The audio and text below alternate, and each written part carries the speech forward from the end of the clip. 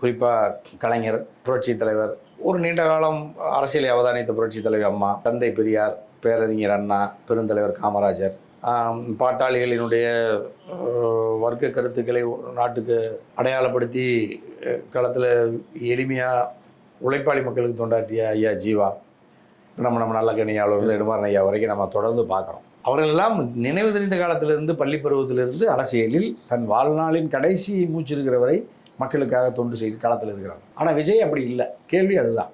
இப்போ விஜய் தமிழக வெற்றி கழகத்தை துவக்கி 2026 சட்டமன்ற பொதுத் தேர்தலுக்கு முன்பு அந்த தேர்தலில் தான் நான் போட்டியிடுவேன், அதில் எனக்கு மக்கள் வாக்களிப்பார்கள், தனிப்பெரும்பான்மையோடு நான் முதலமைச்சராக வருவேன், ஆட்சிக்கு வருவேங்கிறது அவருடைய நோக்கமாக இருக்குது. அதுதான் மோசடியானது, பிழையானது.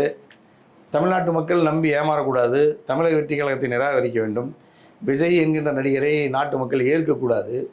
ஒரு அறிவு சார்ந்த தாய் தமிழ் சமூகம் இதுபோன்று கோடம்பாக்கம், சாலிகிராமம், பனையூரிலிருந்து வருகிற நடிகர்களை